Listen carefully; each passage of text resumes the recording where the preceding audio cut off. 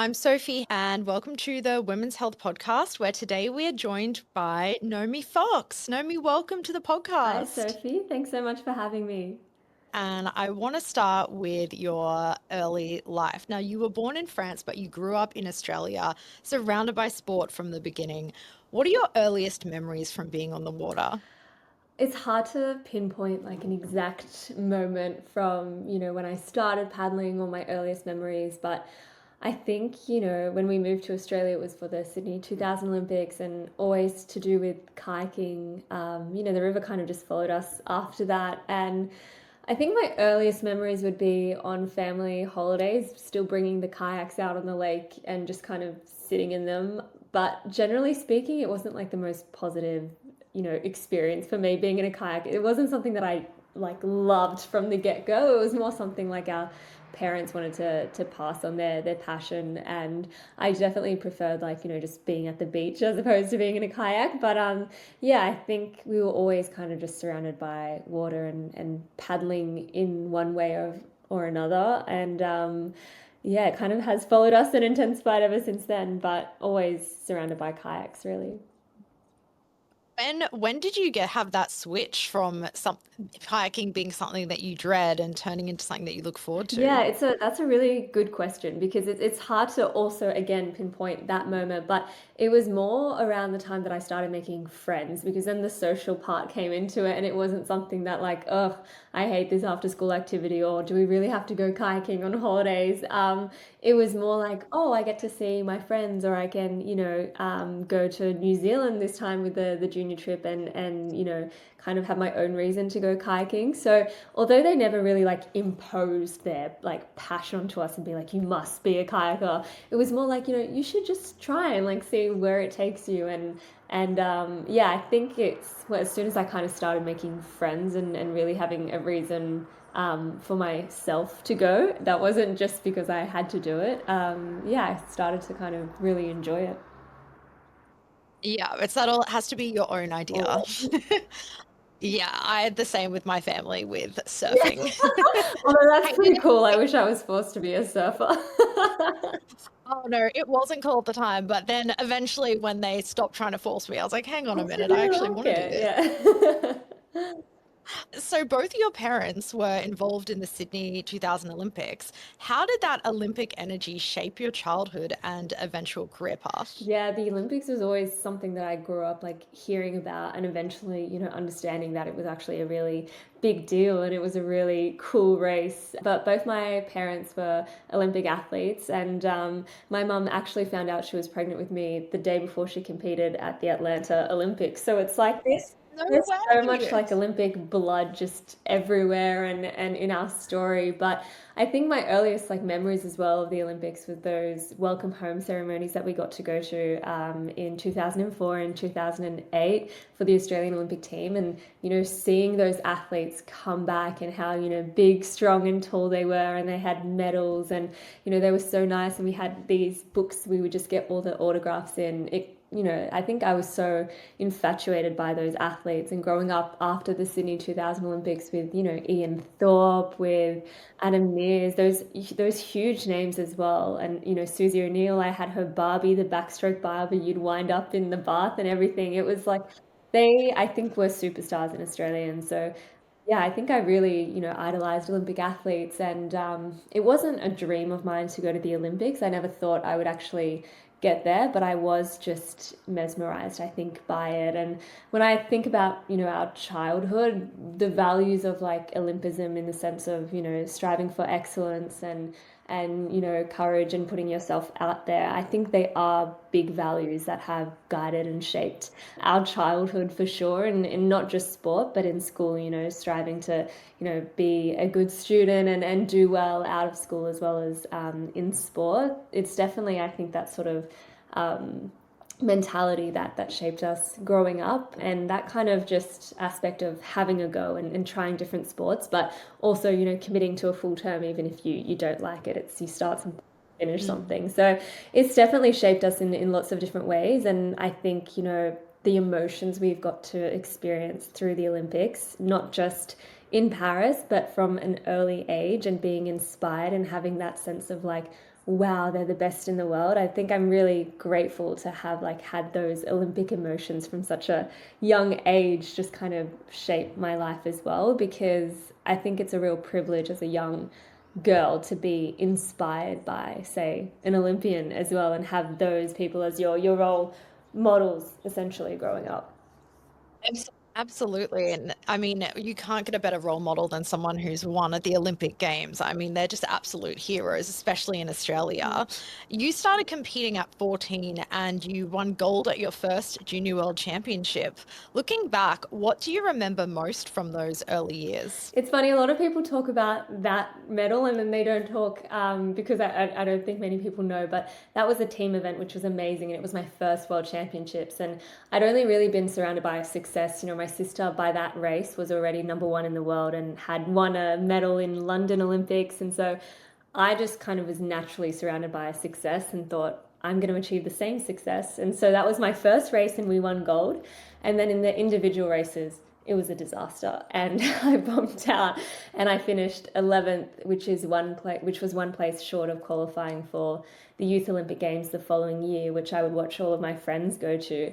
And so I think, you know, that sort of disappointment and like, oh, actually it's not easy. That is what I remember from the early years. I think I had a lot of disappointment. I had a lot of, you know, frustration that I'm actually not talented naturally at this, or it's actually not coming easy to me, or I'm watching a lot of podiums for Jess, but I'm not even making the finals. So that's a lot of, I think, what I remember from my junior and under 23 years, essentially. And I think, you know, when I look back, it's because I was not really also committed. I think I was doing it a lot half-heartedly and social, and I loved it, but I didn't like competing because I didn't like the disappointment, but I also wasn't training with the willingness to like win and put myself out there. So there was a bit of an identity crisis at that point in my life, and I was kind of just doing it because it's what I knew and our family was involved and it was, you know, it was structure as well, but there was a lot of, you know, frustration, disappointment, and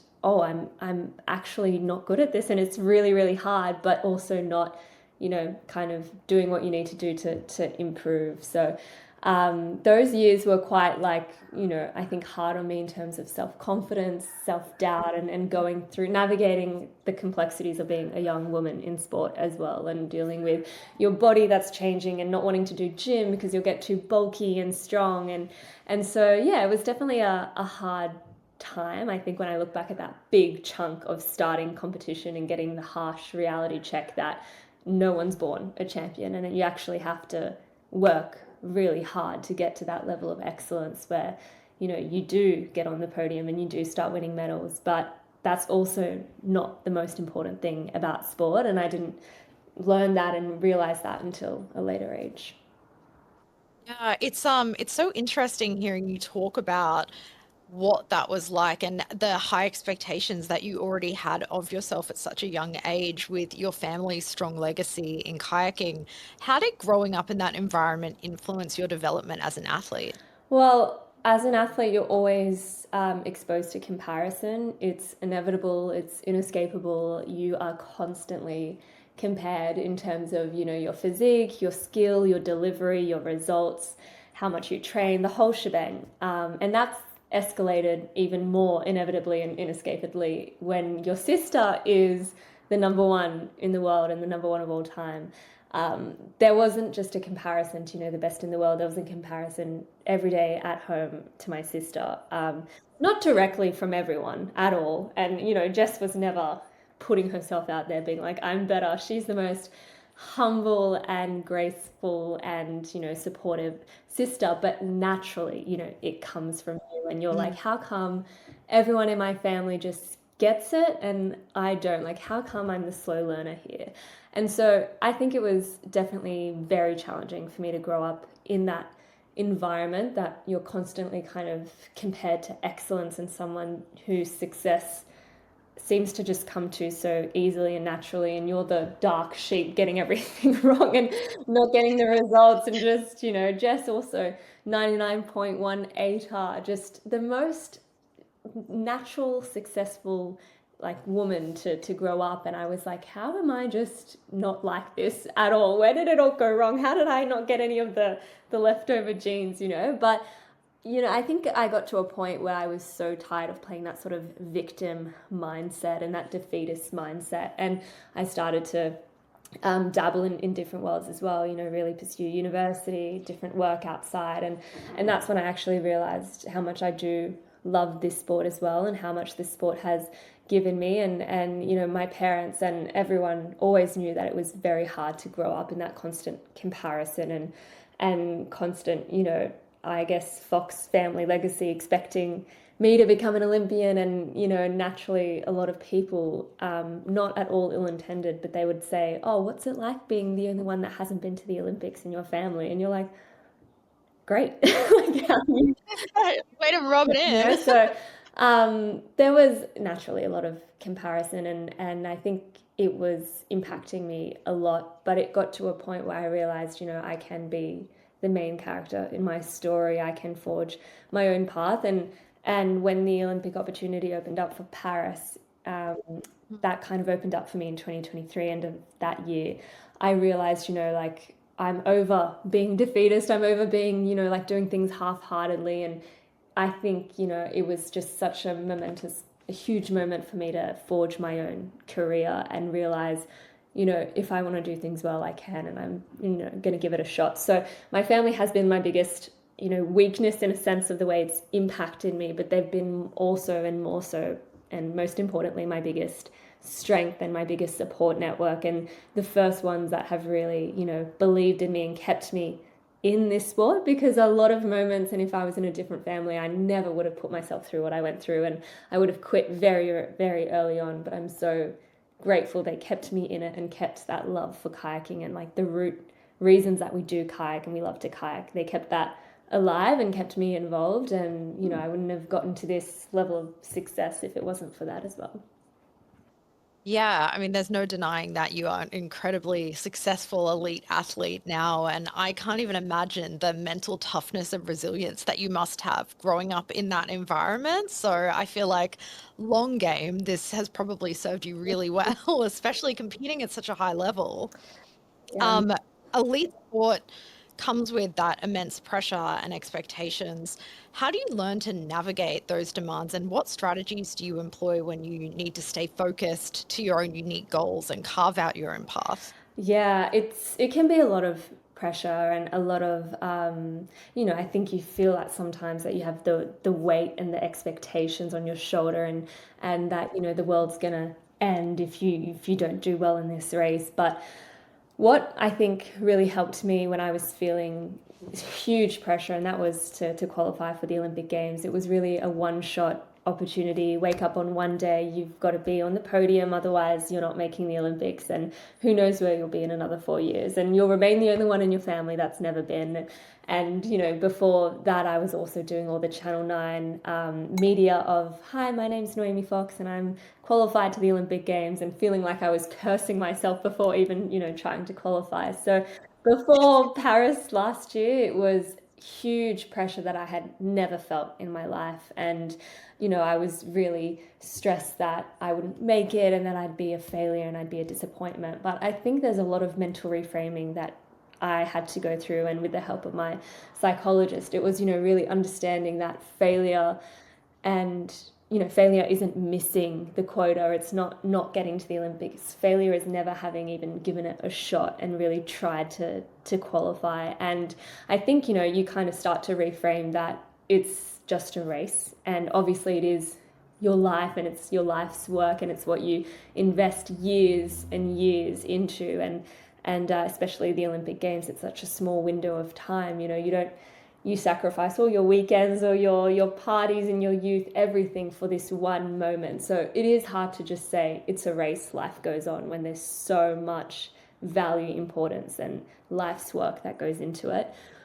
But I think it's also extremely important to trust that you've put in the work, and trust that, you know, your body knows what it has to do, and anything, still there's something good that can come from this experience, even if you don't get the reward. And for a lot of time, it's, you know, the character that you develop from trying to push yourself out there. And so a lot of reframing in terms of, you know, understanding that you are ready, you've done the work, and also if it doesn't go the way that you want, there is still so much. You're going to get back up, and you have to get back up, and there's still lessons to be learned that can help you to get to where you want to go at a future date. But I think when it comes to the Olympics, it is extremely hard to not, you know, feel the pressure and to feel like you know, you're letting it slip. But when it comes to Paris, I think something that Jess and I are so grateful for is already just feeling so ready and excited to be there, and that the pressure, you know, it felt like there was no pressure in that sense. You just think, I'm here, I've never felt so ready to be here, and I'm ready to give it a shot. And for that, I think that's the most important sort of mind frame to put yourself in, because you don't want that one day in a 4-year cycle to be just completely debilitated by stress, fear, anxiety, when you've worked so hard to, you know, develop mental resilience.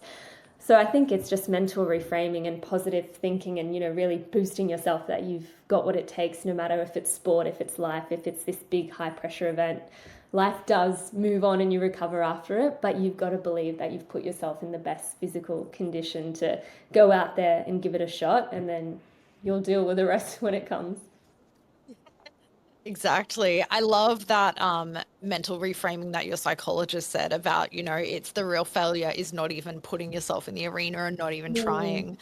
Um, what what is the best advice that you've received on your journey from a coach, a mentor, or someone close to you that's truly stuck with you? I received so much great advice, and, you know, I live with a 3-time gold. Well, I don't live now, but, you know, grew up with a 3 times gold medalist in my household. So I do have a lot of like inspiration around me, and you know, a lot of knowledgeable people in my circle, which I'm so grateful for. But my mum helped me a lot last year or the year before, when I was, you know, trying to think if I could make it to the Olympic Games, and something that really stuck with me was, you know, someone's going to qualify. Even if there are very few spots, someone is going to qualify. And if luck's going to be on anyone's side, why not yours? And I think that sort of opportunist mindset, and thinking that, hang on, yeah, someone can do it. Why not me? And why do we automatically assume that, you know, I might not make it and it might not be me? And you know, kind of don't let yourself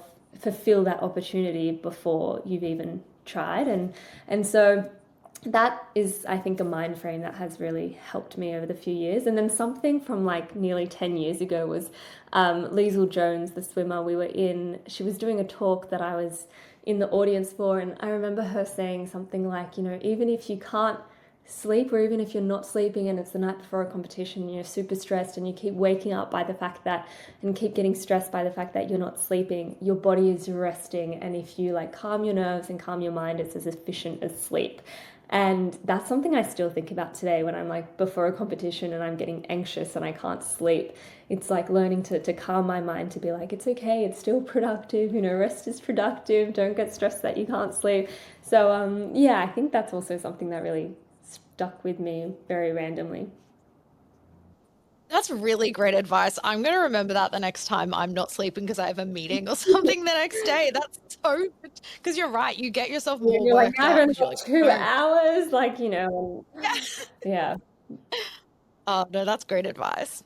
Um, Paris 2024 was a breakthrough moment for you. Winning gold in the kite cross, what went through your mind in that winning moment?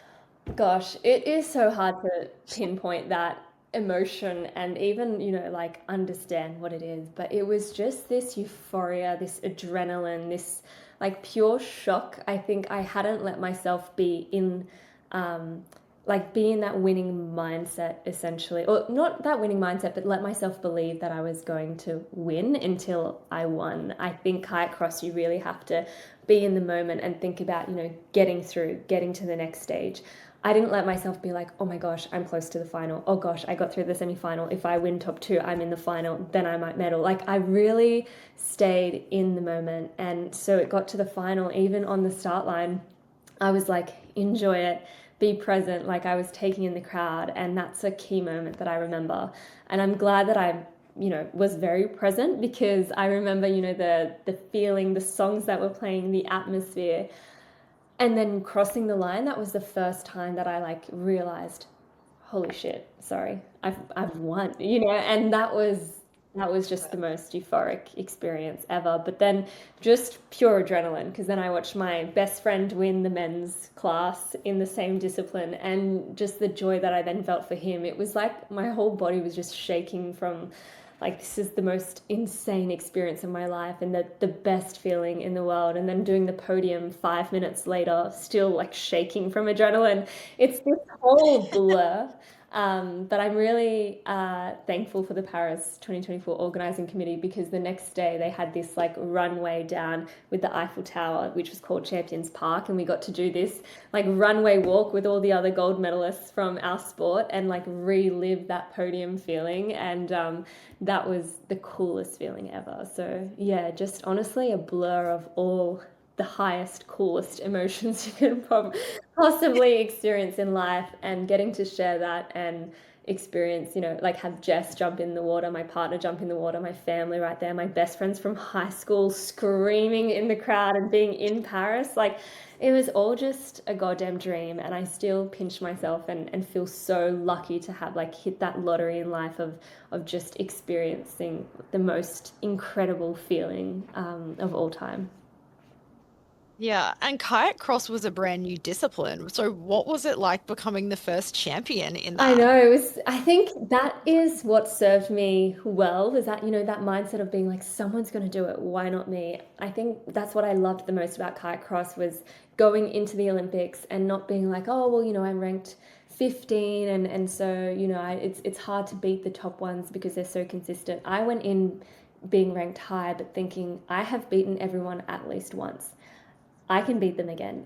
I really went in with that mind frame of being like, someone's going to be the first ever Olympic champion. Why not you? You have to let yourself dream and believe that it could be you. And I think, being crowned the first ever Olympic champion just is crazy, because Olympic champion in itself is enough to fill a lifetime. And let alone when you hear people be like, you'll forever be the first Olympic champion. I think, yeah, it's just crazy knowing that you've imprinted your name in the history books like that. And another thing that kind of was a pinch me moment was realizing my name would be in the Olympic blazer for the Australian team. You read through the names that are there, all the gold medalists across history, and you just, it's one of those just moments where it cements in even further. And it's crazy, but it's also, you know, the your hard work that pays off at the right time. And that's another lottery feeling moment, because it is so rare to wake up on that 1 day in a 4 year cycle and to feel like,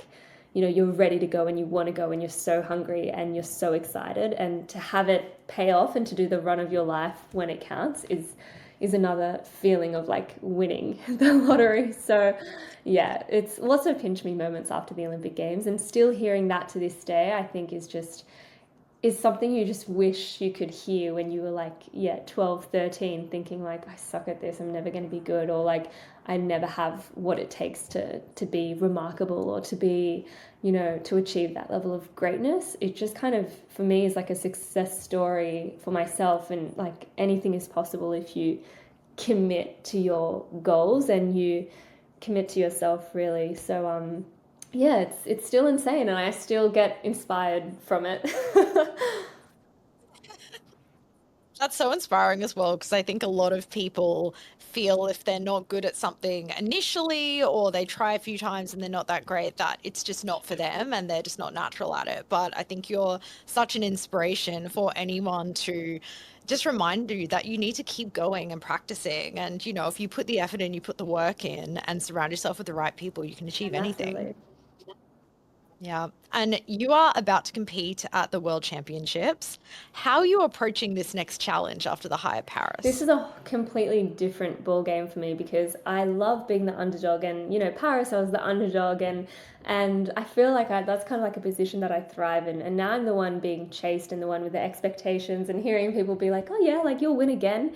And it's just this completely different like environment that I found myself in, and it's still like a whole new work of self-confidence that I have to go through now, of being like, okay, you've won before, like you can win again, or you can, you know, build confidence from that. But kayaking is a very like humble sport, and sometimes I'm like, what race do I have to win to just have this bomb-proof confidence? Because like, you know, even at my level now, there are days where I just feel like I'm a beginner again, or I'll never, you know, get there again. So there's been a lot of kind of confidence building and learning to, you know, channel that sort of pressure as a privilege, you know, what they say, and to see this opportunity of competing on a home course at our home world championships. It's a once in a career event for us in our sport, and you know, I grew up on these waves. They're my home, they're what shaped me, and I love it's the best course in the world, and I say that from like a very factual perspective.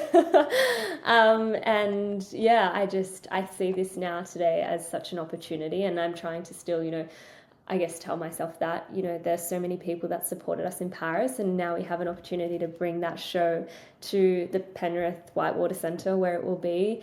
What's extremely hard is not having my sister there on the team anymore. You know, recently she went through a medical procedure and now prioritizing her health, and reading and like kind of she posted recently that she won't be racing, and just reading that, even though I knew it was happening, it is really sad for me to not have her on the team, and to not, you know, be able to watch her as well take that start on a race that's incredibly symbolic for both of our careers, you know. So it's challenging to watch your teammate go through that, let alone your sister. But yeah, now there's also a bit of extra pressure knowing that I'm the only, you know, gold medalist out there on the Australian team, and people will be even more so expecting, you know, a win. And yeah, I just want to make her proud as well, but obviously want to do the best that I can, and I'm genuinely so incredibly excited to bring the world to our corner of the world as well, and put on the biggest show that Australia has seen in canoe slalom for over 20 years. Okay, let's talk training. Walk us through a typical training day for you, both on and off the water. So I'll wake up at around 6 a.m. And we have our first on water session. Kind of depends. Normally like 7:45, 8, 8:30, around that time in the morning. We'll have a 1 hour to 1.5 hour whitewater session. So I live very close to the course for those convenient reasons that I can wake up kind of as late as possible and you know, have breakfast, coffee, and then rush the course. And we'll do a whitewater, like either technique session or maybe more of like a race simulation session. There's so many different elements that you have to train in kayaking. And then, you know, you add on the disciplines. There's canoe, there's kayak cross. So training, you know, for all of the three disciplines and all of the different technical areas as well is a lot. But one session would be dedicated to one class and one area of the sport.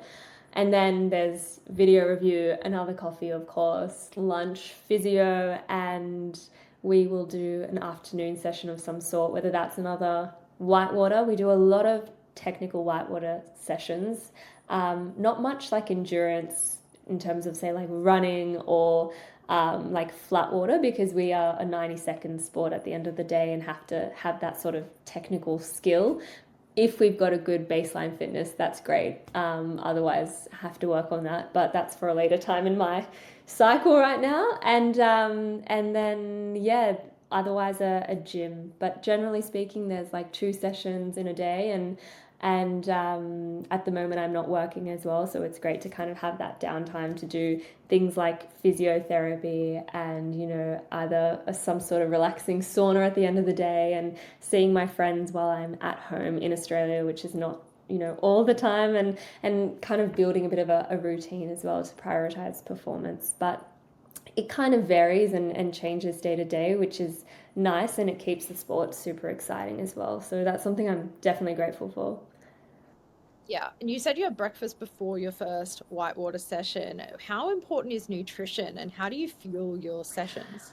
I mean, as an athlete in this sport, it's not the like some sports, nutrition is incredibly important to like tracking the gram. And I think something I'm so grateful for in our sport is we're healthy when we're holistically healthy. So we have to just eat, and I'm vegetarian, I don't eat meat, but learning to eat like, just general like whole foods and healthy foods and just nutritious foods, as opposed to having to, meet a certain weight for the weigh in, or, even like doing things like carb loading and tapering. I think something at this day and age that I feel really grateful for is just kind of having a good relationship with food and learning how to, fuel my body for that performance and to recover well.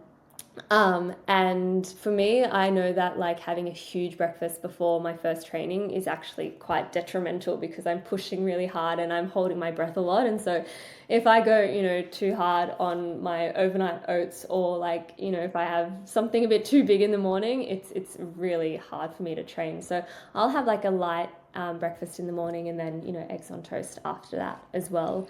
But yeah, we've been reflecting on it a lot, and I just think that that's sort of building a healthy like lifestyle, and not having a even high impact sport on the body, and just having to, learn how to do resistance training, but not also putting your body through chaos. I really feel grateful for the fact that our sport is just kind of like chill, but still high intensity, and you still have to be strong, but you don't have to, taper, and you just have to kind of be full healthy, and also switched on mentally to focus. So that's something that I'm realizing, as I'm getting older and like my body's not recovering as quickly as it did when I was 20. I'm, really grateful that, yeah, and I can also maybe have a cheeky Aperol in the off season, or, pizza or in the midweek, even if it's competition season. Like, it's just about kind of being balanced, healthy, and learning to fuel your body in a way that makes it feel good for performance as well. Yeah. And how do you balance strength training in the gym with technical training on the water? So strength training, we want to build like, muscles in terms of, our shoulders especially, to make sure that they can handle the impact of the waves of the paddles when we pull ourselves. My kayak cross weighs 20 kilos. I have to lift that up. I have to go down the ramp.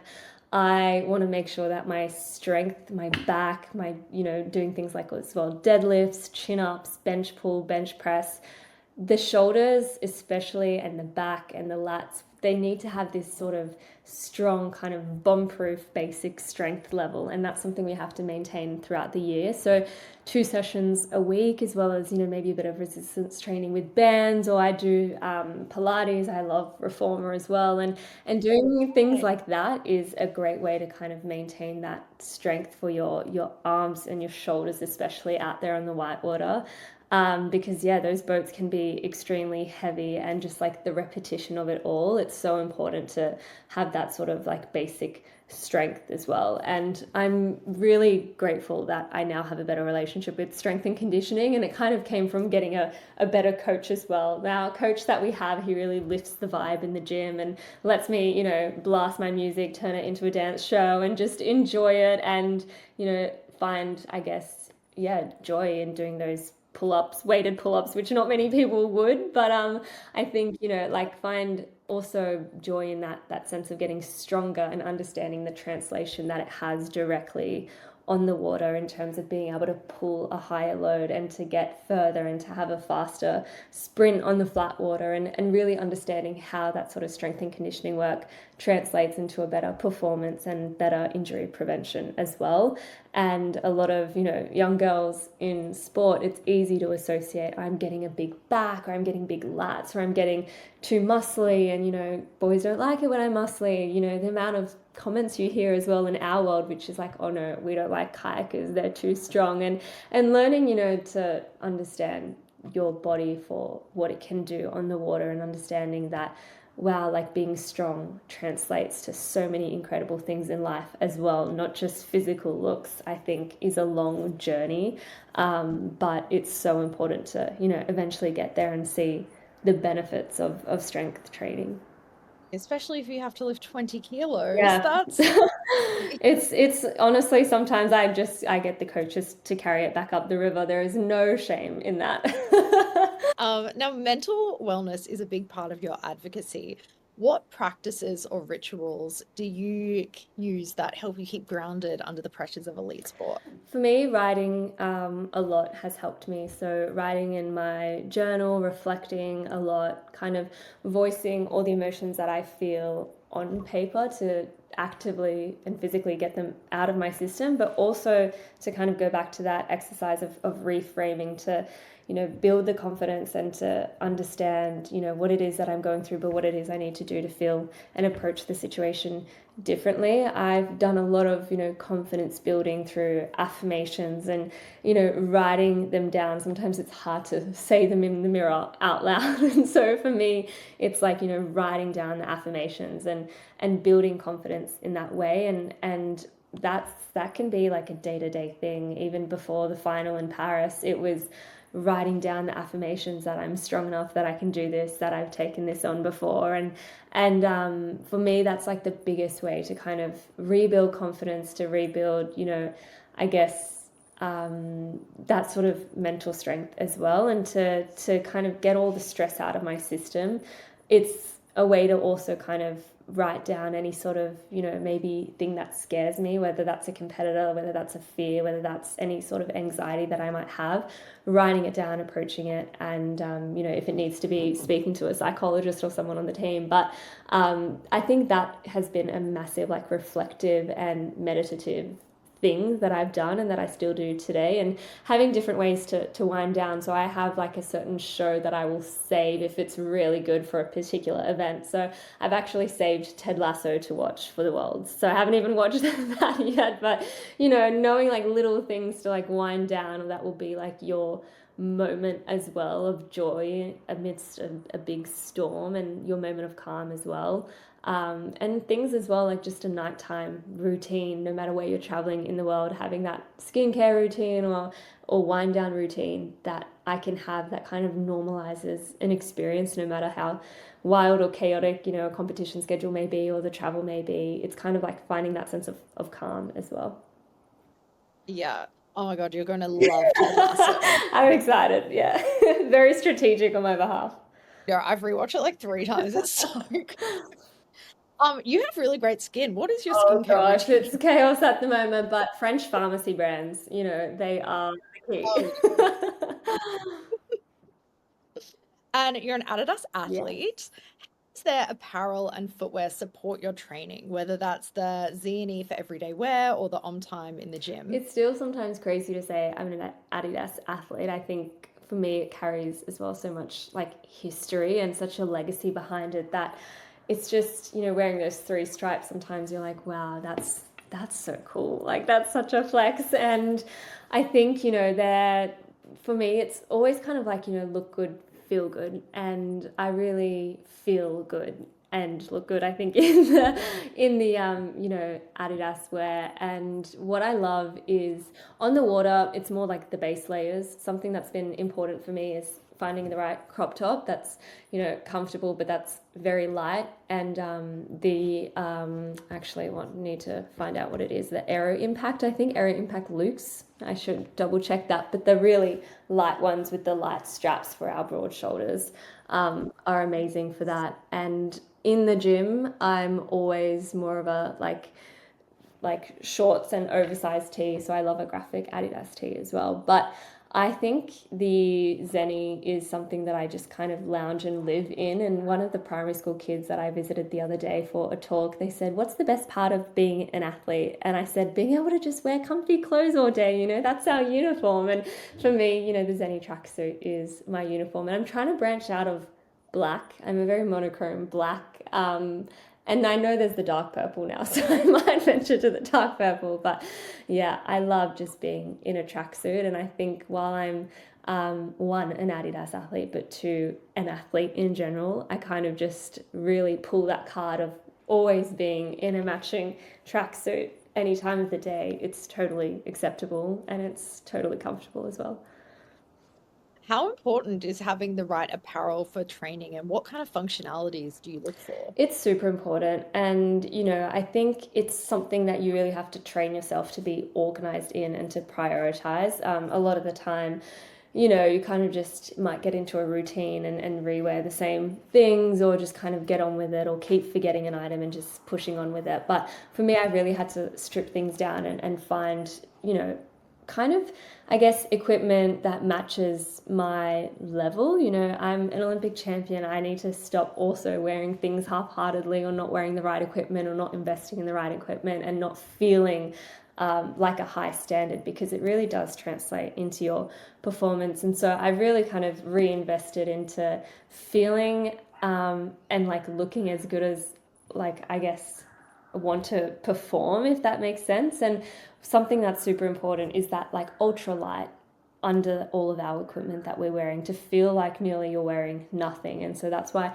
I go back to the, you know, aero impact bras, and not ones that are too tight or too suffocating as well, and shorts that, you know, come up high-waisted, not too tight around, you know, the stomach. And so things like that under our equipment. And then in the gym, for me, it's something that really makes me feel and look good. I've said that so many times, but like, I want to go into the gym, you know, wanting to also film content and take photos and be excited to be there. As cliche as that sounds, I think there is an aspect that is important to like motivate yourself and to feel good and to enjoy the process. And I really don't feel like I'm ashamed to say that, like, I want to look good when I'm in the gym, and I want to, you know, feel like that motivates me as well. And so I definitely have fun with, you know, and the matching sets that I wear, or you know, wearing heaps of different clothes every single time, not just the same team shirt and shorts for my 2 gyms every single week. Like, I like to have fun with it, and yeah, look good, and want to, you know, show off in a way, because that's what we have to do when we perform, is to show off, and that has to kind of translate in different areas as well. There's no shame in that game. I sound like so out there, and like, I go to the gym to just take content and take selfies. Well, you know, the gym You is know your what? At office. least I get there. The first step is also getting to the gym, you know? Exactly. And if it takes dressing up in a fit that you feel fire in, then that's what it takes. And when we know that you love a matching tracksuit, which same. When you're not in competition mode, how do you like to style your Adidas pieces in everyday life? I mean, I love that it mixes, you know, athleticism with streetwear so naturally. That's kind of like the essence of the brand as well. And that's just my style, full stop. I am trying to branch out from just wearing like all black, even if it's still kind of like athletic, but like a graphic oversized tee, like I said, and bike shorts, just generally with like a night, like, I love a statement shoe, whether that's, you know, like a animal print on like the SLs or the Sumbas, or like I actually have these like Brazilian kind of colored, they're bright green with a bit of blue and yellow, and they're out there, but it like just makes my look pop a little bit, and it's like my statement. But I'm trying to branch out from just monochrome and like a statement shoe. I'm trying to, you know, maybe wear a bit more color, or, you know, kind of style up they have a lot of unisex looks as well, and I just feel like I'm not one that can rock it. Like, I know that there are a lot of athletes that know how to, you know, style their streetwear, and I'm just like, I'll just wear the same, you know, things all the time. So I'm trying to branch out with more like styling things, and I think the umbrella of being like an Adidas athlete is really cool, because you can just wear the 3 stripes naturally with confidence, even if it's not something you would normally wear. Like, you know, a double Adidas denim jacket and jeans is not something I would normally wear, but because I am an Adidas athlete, it kind of gives me that like permission and that confidence, and then naturally I'm like, hey, I can actually wear this, you know, on my own terms. And so I've really liked that part of it, of having like a reason to wear different things, because it's like a branded item, but then naturally kind of getting the confidence from that, because it has worked and it's different to what I normally do, and I've had fun not wearing bike shorts and a tee for, you know, the week. So And you've just been awarded the Medal of the Order of Australia Award. Congratulations. What does that recognition mean to you personally? it's very special, and being in that room to receive the OAM was really, really inspiring. The stories that we heard from all the different recipients, a lot of them were, you know, like in their 60s to 70s after years of service or years of research contribution, or this one couple fostered over 100 children across their life. And it was one of those moments where I was like, wow, like there are so many incredible stories of service, contribution, of like bravery. And, I think as an athlete, it's kind of easy to sometimes think, oh, but, I do this for me, and is it self-centered? But then you realize like the impact of, achieving your goals, and the role that athletes have in then giving back to the community and inspiring the next generation of athletes, because it is so powerful to, I guess, commit to yourself in that way of doing sport, of being healthy, of, trying to become the best version of yourself. And now as an athlete, it's your role to kind of go back and inspire others to do that and to achieve their goals, even if they don't get to the Olympics. So much great can come from putting yourself out there. And so I see it as a recognition of like that service as well. Now it's like my duty to spend years of service to, inspiring the next generation and encouraging kids to be active and be in sport. And yeah, I think it was so beautiful to be recognized in that way. And Australia has done an incredible job in not only celebrating their Olympians and the success, but also, celebrating sport and the place of sport in society and the importance of athletes as well in shaping the next gen. And I just think compared to a lot of different countries, we do that so well. And I hope we keep doing that as well in the lead up to Brisbane 2032. And final question, what advice would you give young women who are trying to forge their own path, whether that be in sports or in any other area of their life? I would say, don't talk yourself out of an opportunity before you've really tested it out and before you've tried. There is so much that can come from committing yourself to a goal, and it can take years and years of work before you achieve the result as the reward, or that medal as the reward. But I really think that the real reward comes from putting yourself out there, from really committing, and from building the character that comes from showing up and trying again. And for me, that's the most invaluable reward you can have in life, is that self-belief and that willingness to give it a go, and not shy yourself or shy away from an opportunity because you feel like, oh, I'm not good enough, or I don't think I can do that. And so give it a go. You've got to put yourself out there. Naomi, thank you so much for joining us on the Women's Health Podcast today. You are so inspiring for all young women and just any athletes in general. So thank you so much, and good luck with the World Thanks so much, Championships. Sophie. It was really great to chat.